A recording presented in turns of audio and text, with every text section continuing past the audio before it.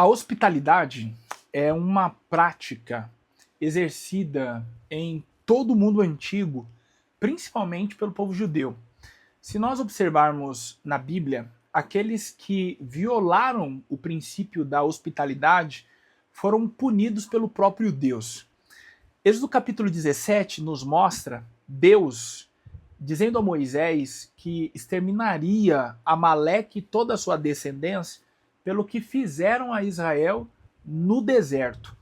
A questão não é porque Amaleque atacou Israel simplesmente.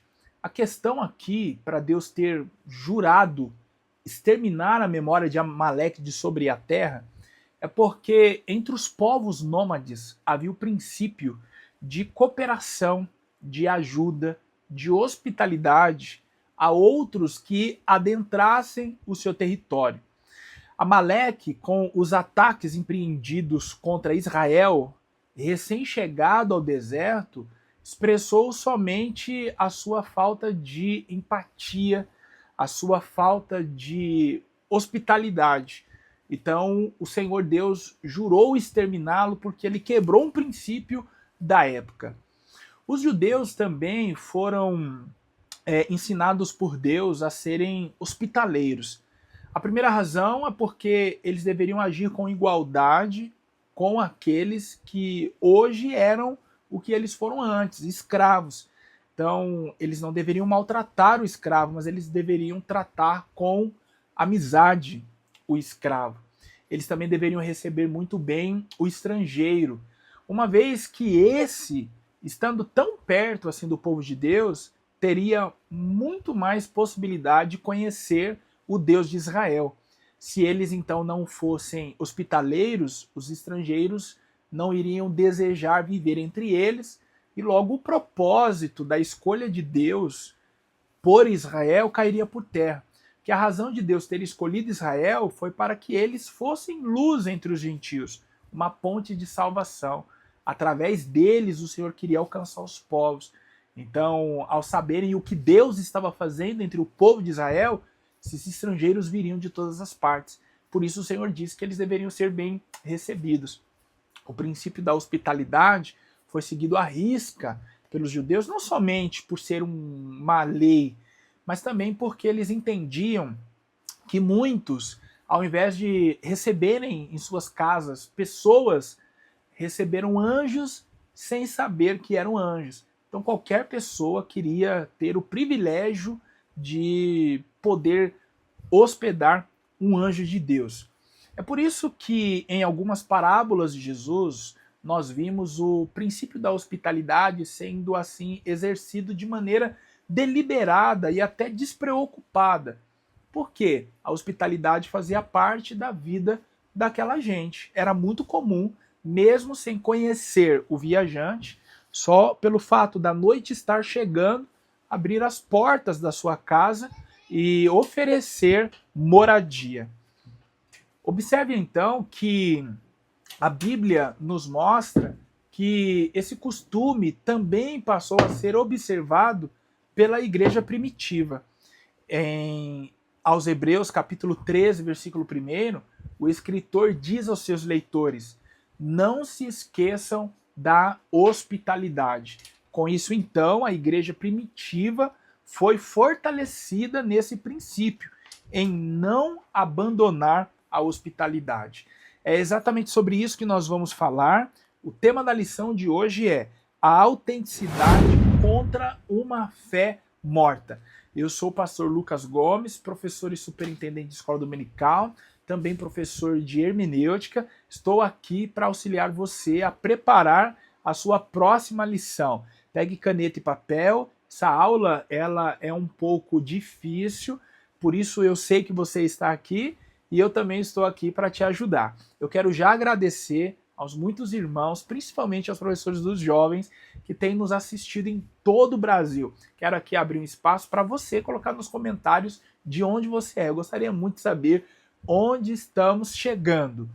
Esses mesmos têm se inscrito, comentado, compartilhado e por causa de vocês temos já passado dos 2.600 alunos aqui no YouTube. E eu gostaria muito de terminar essa semana com 3.000 inscritos. Seria muito legal uma sala com 3.000 pessoas. Então, por favor, se inscreva no canal, ative o sininho, compartilhe com um amigo, nos ajude a chegar mais longe. Sem mais delongas, vamos então ao que nos interessa, porque essa aula está muito boa. A autenticidade contra uma fé morta. É a lição de número 5. Olha só o que João, em momento distinto de Tiago, nos disse na sua primeira epístola, no capítulo 3, versículo 18. Meus filhinhos, não amemos de palavra nem de língua, mas por obra e em verdade. Logo na leitura bíblica em classe, ou já diante do texto bíblico, né, como é chamado por nós, professores de jovens, nós já encontraremos muitos problemas. A verdade é que a lição de hoje ela está totalmente fundamentada no texto bíblico, que é o texto de Tiago, capítulo 2, a partir do verso 14 até o 26. E eu vou me deter aqui nessa leitura bíblica, e quando você ler a revista, você já vai perceber que muita coisa já se tornará clara para você. Então vamos nos deter aqui só para você ver como que esse texto ele é riquíssimo, tá bom?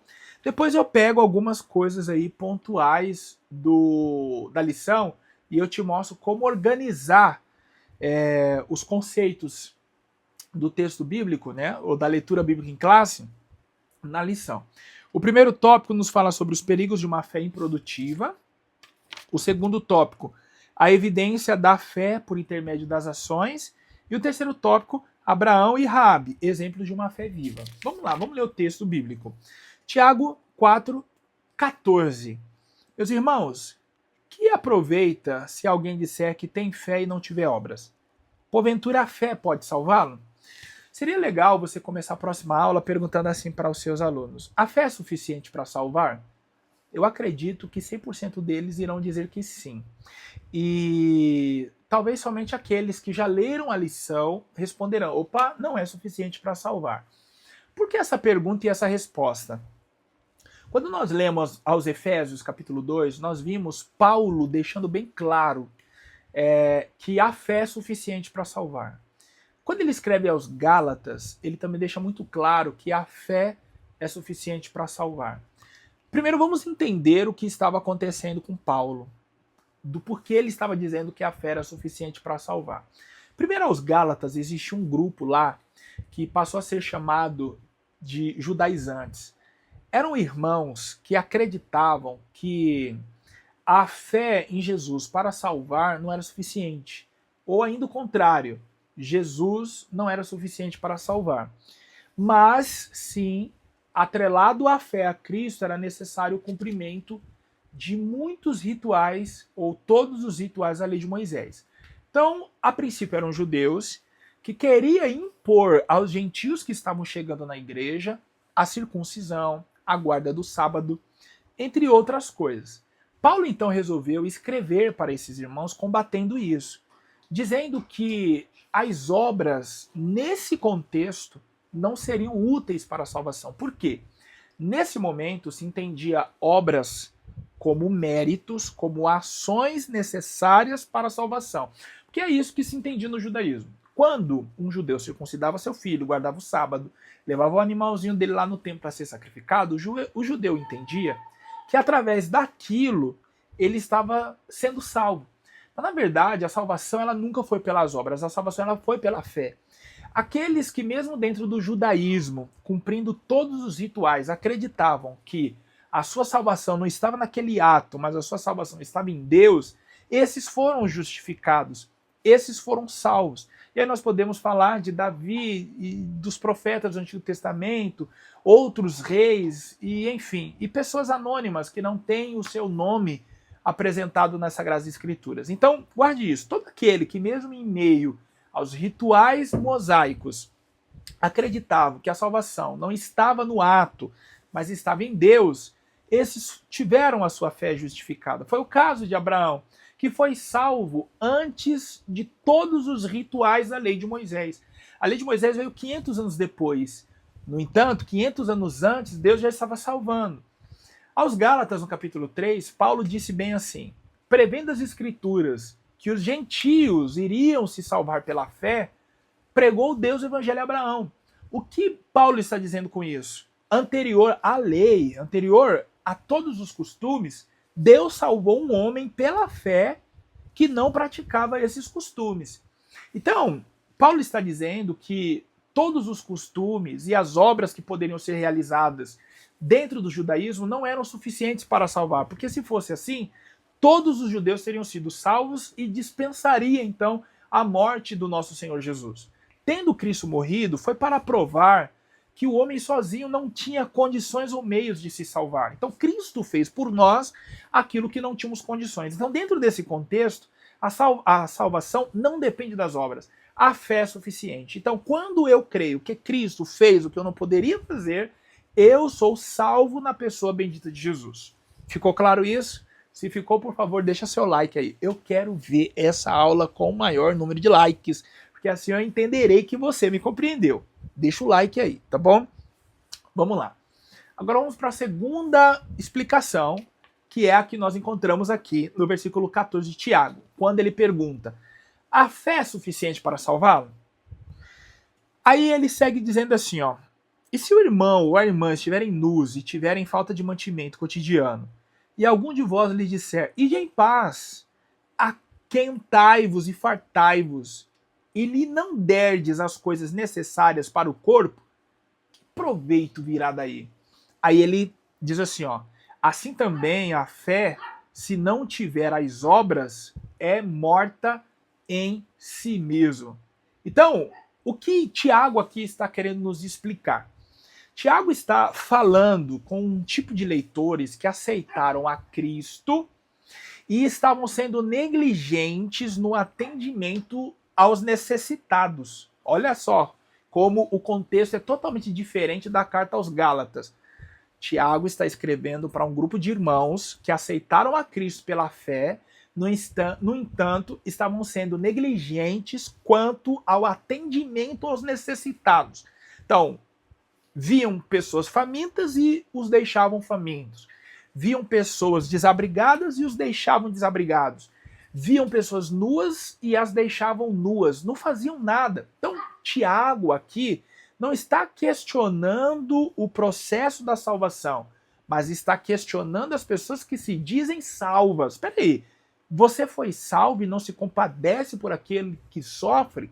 Se nós percebermos, Jesus ele resumiu todos os 613 códigos da lei, os 613 códigos da lei, em um único mandamento, o amor. Aí Jesus disse assim, ó: amarás o Senhor teu Deus acima de todas as coisas e ao teu próximo como a ti mesmo. Então, veja que eu iniciei essa aula falando sobre o escritor aos Hebreus, no capítulo 13. No mesmo versículo 1 e 2 e 3, que ele defende a hospitalidade, ele diz para não nos esquecermos dos que estão presos, dos que sofrem. Nós devemos nos lembrar dele como se fôssemos nós que estivéssemos presos. O nome disso é empatia. Num termo bíblico demonstrado pelo próprio Jesus, íntima compaixão. Veja quando os discípulos observaram que o culto não ia acabar em João capítulo 6. O que eles disseram? Mestre, despede a multidão, já é tarde, para que eles possam adquirir algo para comer. Jesus olhou para eles e disse assim: não, de maneira nenhuma, a gente não vai despedir ninguém, dai-lhes voz de comer. Então assim, se esse povo está conosco, é uma responsabilidade nossa sustentá-los diante das suas necessidades. A igreja primitiva trouxe então do judaísmo, observando as palavras de Jesus, o costume de atender órfãos e viúvas. O primeiro grande problema da igreja em Jerusalém não foi de ordem doutrinária. O primeiro grande problema da igreja em Jerusalém foi de ordem social. Em Atos capítulo 6, os judeus helenistas, de fala grega, para ficar melhor o entendimento, reclamaram com os apóstolos que as suas viúvas estavam sendo desprezadas na distribuição do alimento. A causa foi tão importante que Pedro parou e falou assim: vamos escolher 7 homens aqui, cheios do Espírito Santo, para serem postos sobre este importante negócio. Então veja você o quão importante é a obra social. E a obra social, ela é uma porta aberta para o evangelho. Através das obras sociais, muitas igrejas têm entrado em comunidades, têm entrado em países onde é difícil o acesso, mas através do campo social a igreja tem entrado para pregar o evangelho. Então Tiago está combatendo os irmãos que aceitaram a Cristo e estão se colocando indiferentes às dores de muitos irmãos. E por causa disso, então, muitos estavam se desviando da fé, questionando o evangelho. Então, Tiago os questionou. Então, se eu pudesse aqui explicar, Tiago está querendo nos mostrar o que são as obras. Para Tiago, as obras são a materialização da fé. Anota isso. Para Tiago, as obras são a materialização da fé. Essa é a definição que Tiago dá. Por quê? Se eu digo ter fé em Deus, mas eu nego com as minhas obras, eu não tenho obras para comprovar a minha fé, logo eu não tenho fé em Deus. Então, se eu não tenho fé em Deus, eu não serei salvo. Por isso que ele está dizendo que a fé sozinha não salva. Porque os meus atos estão negligenciando a pessoa que creio, que é Deus. Alguém que deixou a sua habitação eterna para morrer pelo homem. Olha que sentimento de empatia, de troca. Deus se colocou no nosso lugar. Então nós devemos fazer o mesmo. Então, para Tiago, as obras são a materialização da fé. Ou seja, fé, podemos dizer que é algo abstrato. Não dá para eu mostrar para você o tamanho, o peso, a dimensão, a profundidade, as cores da minha fé. Não tem como você enxergar isso em mim, senão pelas minhas obras. Então, quanto mais obras eu realizo, mais fé você percebe que eu tenho. Então, eu não faço obras para me salvar, mas eu faço obras para que você as veja e, através dela, glorifique a Deus. É isso que Tiago está a nos falar. Aí ele segue dizendo assim, ó, mas dirá alguém, tu tens a fé e eu tenho as obras. Mostra-me a tua fé sem as tuas obras. E eu te mostrarei a minha fé pelas minhas obras. Então, Tiago, ele não está anulando a fé. Tiago, ele simplesmente está mostrando que as obras evidenciam a fé.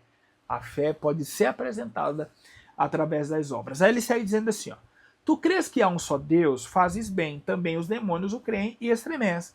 Mas, ó homem vão, queres tu saber que a fé sem as obras é morta? Porventura Abraão, o nosso pai, não foi justificado pelas obras? Atenção para esse ponto. Paulo diz aos romanos que a justificação é pela fé e a justificação é pela graça. Aqui Tiago está dizendo que a justificação de Abraão aconteceu por suas obras, igualmente a justificação de Raabe.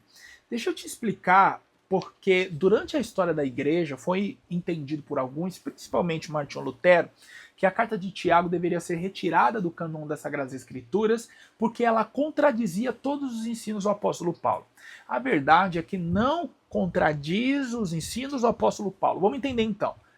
Paulo não disse que é pelas obras, é pela fé, e a justificação acontece pela fé e pela graça. Tiago está dizendo claramente que Abraão foi justificado pelas obras, bem como também a prostituta Raabe. Vamos entender então primeiro o que é a justificação. Justificação é um conceito jurídico que Paulo toma emprestado do mundo romano para nos explicar o que aconteceu na cruz do Calvário. A justificação acontecia somente por um justo. No caso romano, uma pessoa que não tinha condenação. Este poderia assumir o lugar do condenado e sofrer a pena. O condenado, então, era livre. Paulo, fazendo a leitura disto, entendeu ou nos explicou com esse exemplo prático o que aconteceu na cruz do Calvário. Cristo tomou o nosso lugar diante de uma condenação de morte. Éramos inimigos de Deus. Nesse momento, ele não só tomou o nosso lugar, mas e recebeu os nossos pecados, mas ele nos deu a sua justiça. Então houve uma troca. Agora nós recebemos a vida e somos pecadores justificados. Então, justificação aqui não é no entendimento de você errar e não, peraí, deixa eu justificar meu erro.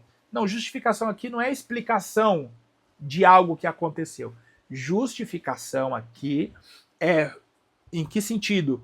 A justiça de Deus foi acreditada em mim, a justiça de Deus foi acreditada em você. Ou seja, agora, aquele homem que era sem pecado, que se tornou pecado por nós, Nós agora é quem se tornamos sem pecados. É por isso que quando uma pessoa aceita Jesus, ela se torna uma nova criatura. Por quê? Agora a justiça de Deus foi creditada nela. Então Paulo diz que isso acontece pela fé, não é pelas obras. Por que ele está dizendo que é pela fé, não é pelas obras? Não importa o que eu faça, eu sozinho não conseguirei me livrar dos meus pecados, atrair para mim a justiça de Deus. Não importa o que eu faço, eu preciso crer que Cristo fez por mim na cruz do Calvário. Por isso que ele diz que a fé é pela graça, é um dom de Deus, é um presente de Deus, é pela fé e não pelas obras. Agora, no caso de Tiago, explicando que a fé, que Abraão foi justificado pelas obras, que a fé de Abraão foi justificada pelas obras, nesse sentido aqui, ele está falando da explicação. Vou ser mais claro aqui. Como que a fé de Abraão é explicada? O primeiro ponto, vamos entender dessa forma. O primeiro ponto, como que explicamos a fé de Abraão? A partir do que ele teve coragem de fazer. Deixar sua terra. Quem tem coragem de fazer isso aos 75 anos de idade? Já na velhice, recomeçar. O que motivou Abraão? A fé. A certeza do invisível. A crença no que estava por vir. O que fez Abraão levar o filho para o Moriá e então querer sacrificá-lo? A fé. Então, nós explicamos os atos de Abraão a partir da sua fé. Então, nós podemos entender justificação primeiramente dessa maneira. Em segundo lugar, Abraão é justificado pela fé, pelas obras, no sentido de o que ele fez, demonstrando sua fé em Deus, trouxe a justiça de Deus para ele. Deu para entender? Então, assim, ó, no momento em que Abraão expressa sua fé a partir do ato de levar o seu filho para a morte, naquele momento ele atraiu para si a justiça de Deus. Então, quando Tiago traz isso para esses irmãos que tinham recebido a Cristo, mas estavam indiferentes às dores dos que sofriam, era Tiago dizendo assim: quer atrair a justiça de Deus para você diariamente? Realize obras. Atenda os órfãos, atenda as viúvas, seja solícito com as pessoas, empático, sinta compaixão por elas e você atrairá a justiça de Deus para a sua vida. E o mesmo foi com Raabe, tá bom? Então estamos prontos aí para a gente entender a lição. Primeiro tópico, os perigos de uma fé improdutiva. Então o que é uma fé improdutiva? É aquela que não faz nada, é o cristão que aceitou Jesus, mas ele não visita, ele não ora por ninguém, ele não oferta, entendendo que essas ofertas serão destinadas a pessoas que necessitam, sabe? Ele não socorre ninguém. Então a fé dele é improdutiva. O segundo tópico, a evidência da fé por intermédio das ações.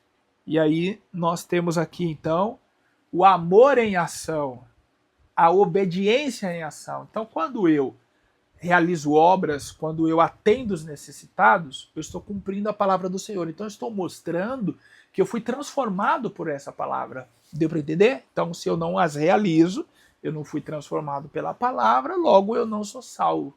É isso que Tiago está querendo nos explicar. E aí o terceiro tópico é as explicações que eu dei aqui no final do texto sobre Abraão e Raabe.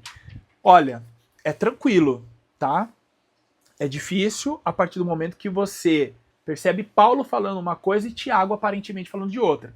Mas depois dessa explicação, eu acredito que ficou melhor para você. Se esqueceu, deixa o like aí para eu saber que você entendeu. E comenta aqui se você tem alguma dúvida, até domingo dá para eu te ajudar. Veja só, para a gente fechar o entendimento e não achar que Tiago discorda de Paulo, entendendo que Paulo escreveu primeiro do que Tiago, vamos visualizar uma árvore. Visualize uma árvore. Está visualizando uma árvore?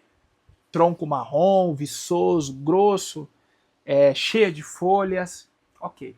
Agora, imagine essa árvore dando os seus frutos.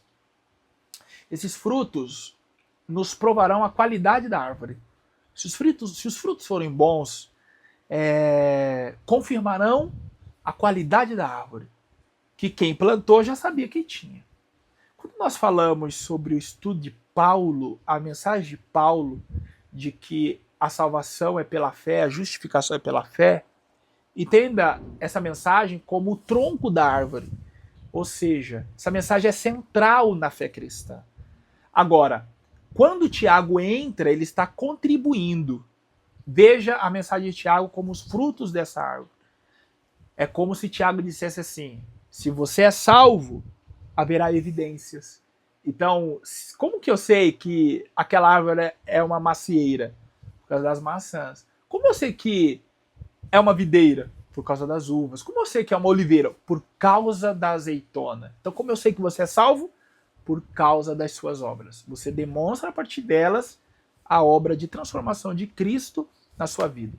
Deus abençoe você. Até a próxima aula, que terá por título A Autenticidade de uma Linguagem Sadia. Vamos falar jovens, então essa aula vai ser muito boa. Peço então que você se inscreva no canal, ative o sininho e não esquece, compartilhe a aula com alguém e vamos abençoar mais pessoas. Deus abençoe, até a próxima.